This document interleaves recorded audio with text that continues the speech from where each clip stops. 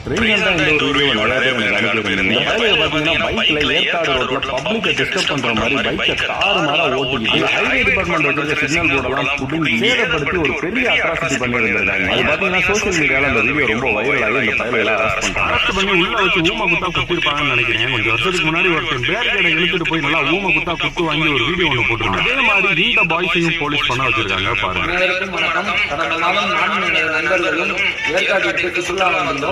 வடவழியில் மலைப்பாதைகளில் வாகனங்களை அதிவேகமாக ஓட்டுவது மற்றும் பொதுமக்களுக்கு இடையிலாக ஓட்டுவது மற்றும் நெடுஞ்சாலைத்துறைக்கு சொந்தமான எச்சரிக்கை பலகைகளை எடுத்து விளையாடி ரீல்ஸ் போட்டது போன்ற செயல்பாடுகளினால் காவல்துறை எங்களை கைது செய்துள்ளது. இனிவரும் காலங்களில் இது போன்ற செயல்பாடுகளில் ஈடுபட மாட்டோம் என தெரிவித்துக் கொள்கிறோம். இது போன்ற செயல்பாடுகளினால் இளைஞர்களின் படித்த வாழ்க்கை கேள்விக்குறியாகியுள்ளது. எங்களை போன்ற இளைஞர்கள் ரீல்ஸ் மூலத்தால் இது போன்ற